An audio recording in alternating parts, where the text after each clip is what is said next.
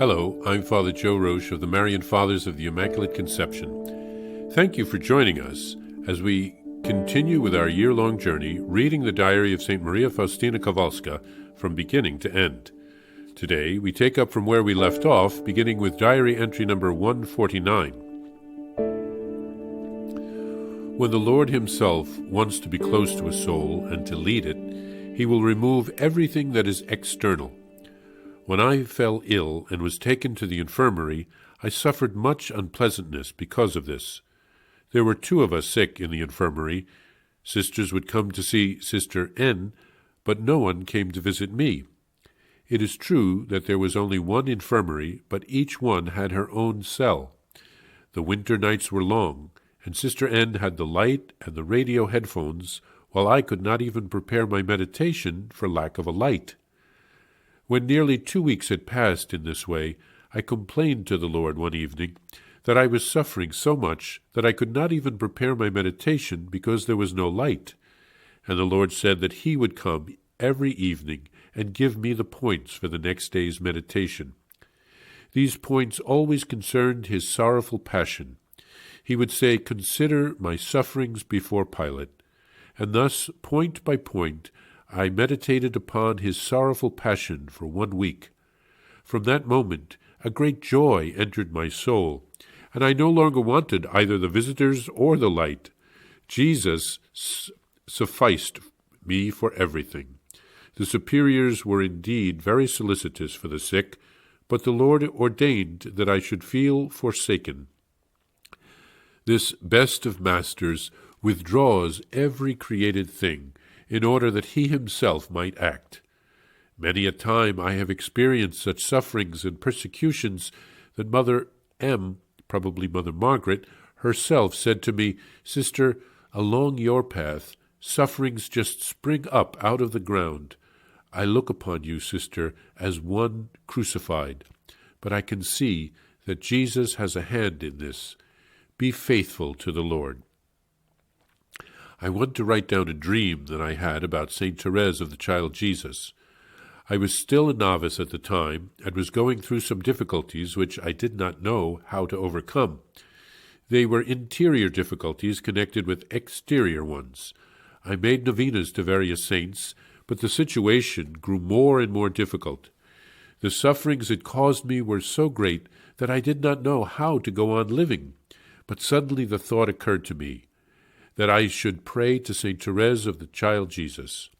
I started a novena to this saint because before entering the convent I had had a great devotion to her.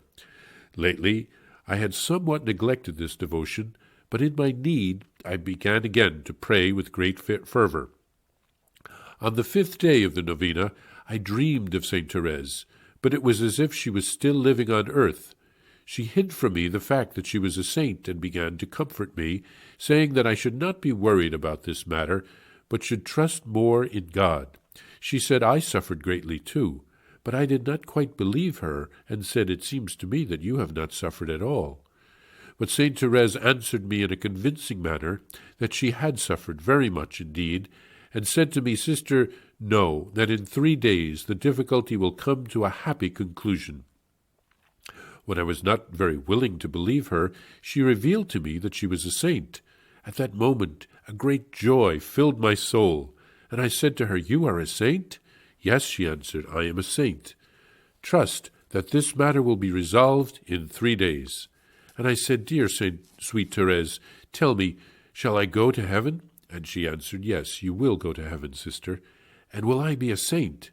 To which she replied, "Yes, you will be a saint. But little Therese, shall I be a saint as you are, raised to the altar?"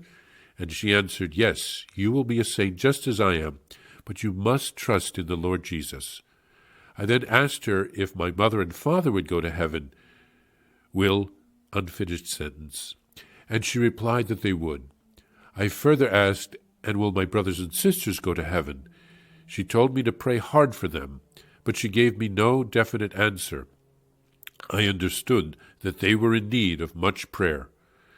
This was a dream, and as the proverb goes, dreams are phantoms. God is faith. Nevertheless, 3 days later, the difficulty was solved very easily, just as she had said. and everything in this affair turned out exactly as she said it would. It was a dream, but it had its significance. Here, St. Faustina spends time in the infirmary. She is neglected by the other sisters. That is not easy. While recording these podcasts, I have been in isolation in our house in Rome since I returned from a wedding 2 weeks ago in the United States. I received 5 negative COVID tests going and coming, but I still needed to take this precaution. My religious community has been very good to me, dropping off 3 meals a day for me during my time here outside of my little suite of rooms. I look forward to getting back to normal tomorrow. Despite her struggles, Jesus came personally to visit St. Faustina in the infirmary. He helped her to prepare her points of meditation each evening for the next morning. St. Faustina's superiors recognized that all of her sufferings were not happening just by chance.